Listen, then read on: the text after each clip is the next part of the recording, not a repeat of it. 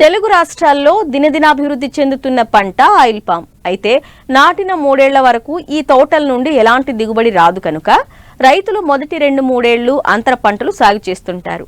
ఈ కోవలోనే పశ్చిమ గోదావరి జిల్లాకు చెందిన రైతులు ఆయిల్ ఫామ్ లో అంతర పంటగా చెరకు సాగు చేస్తూ అదనపు ఆదాయం పొందుతున్నారు.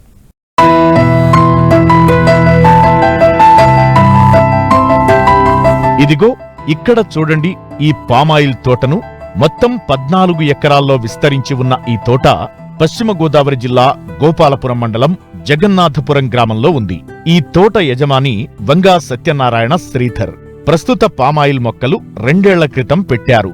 అయితే నాటిన 3 ఏళ్ల వరకు దిగుబడి ఉండదు కాబట్టి మొదటి 3 సంవత్సరాలు అంతర పంటలుగా పలు పంటలు సాగు చేసి అదనపు ఆదాయం పొందారు. ప్రస్తుతం ఈ ఏడాది అంతర పంటగా 46 రకం చెరకును సాగు చేశారు రైతు. ప్రస్తుతం చెరకు నరుకుతున్నారు.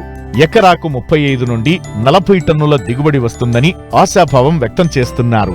మార్కెట్లో టన్ను చెరకు ధర 3200 పలుకుతోంది. పెట్టుబడి 30,000 అవుతోంది. పామాయిల్ లో చెరుకేస్తున్నాం అండి.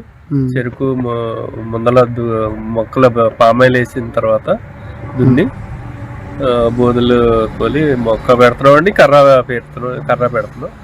2 మొక్క ఇది బాగుంటుందండి. గ్రోత్ చెరుకు కూడా బాగానే ఉంటుంది. నెంబర్ వచ్చి 46. వాటర్ కూడా దానికి దీనికి కూడా సరిపోతుందండి. దున్ని మొక్క మొలిచిన తర్వాత 40 రోజులు పడుతుందండి. మొక్క మొలుతాయి మొత్తం పూర్తిగా మొలిచే వరకు. అప్పుడు ఒకసారి DAP 28 యూరియా కలిపి వేస్తామండి. అది అయిన తర్వాత ఒకవేళ పురుగు అంటూ ఉంటే మోనో గానీ క్లోరో గానీ ఒకసారి స్ప్రేయింగ్ చేస్తామండి.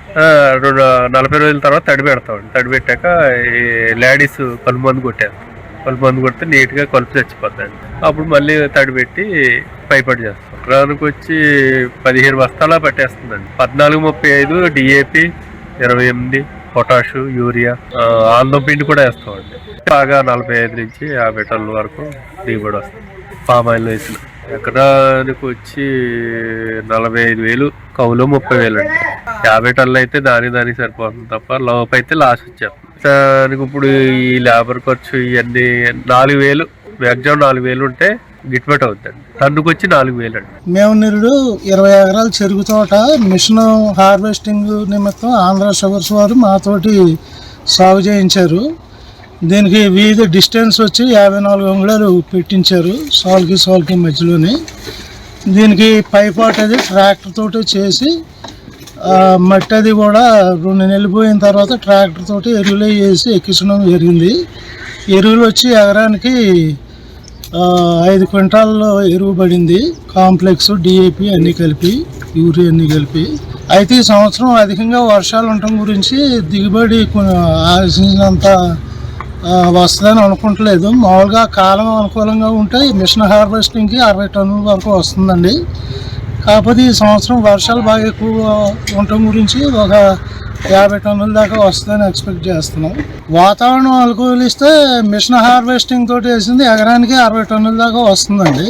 ఈ సంవత్సరం అధిక వర్షాల గురించి 50 టన్నుల దాకా వస్తుందని చెప్పి అనుకుంటున్నాం. ఎకరానికి దుక్కు ఖర్చు ఒక 5,000 రూపాయలు అయ్యిందండి. విత్తనానికి ఎకరానికి వచ్చి 6,000 రూపాయలు, 7,000 రూపాయలు విత్తనం ఖర్చు అయ్యింది. దాన్ని పరిచి తూకటానికి ఒక 5,000 రూపాయలు ఖర్చు అయ్యిందండి. అదే హార్వెస్టింగ్ ట్రాన్స్పోర్ట్ టన్నుకు వచ్చి 1,000 రూపాయలు అండి. 50 టన్నులు అయితే 50,000 రూపాయలు హార్వెస్టింగ్ కింద పోతుంది. ఎకరానికి మళ్ళీ ఇంకొక 50,000 రూపాయల వరకు ఖర్చు వస్తుంది. 50 టన్నులు మేము అనుకున్న కాడికి వస్తే వీళ్ళు టన్నుకు వచ్చి 3300 ఇస్తున్నారండి. బహుశా 50,000 మిగలొచ్చాను అనుకుంటున్నాం. సాగు భూమి తగ్గిపోతుండటం, చిన్న కమతాలు పెరిగిపోవడం వంటి కారణాలతో వ్యవసాయంలో నేడు రైతు మనుగడ ప్రశ్నార్థకమవుతున్న పరిస్థితుల్లో ప్రతి రైతు ఆదాయం పెంచుకునే దిశగా ఆధునిక పరిజ్ఞానంతో ప్రణాళికాబద్ధంగా ముందడుగు వేయాల్సిన అవసరం ఎంతైనా ఉంది.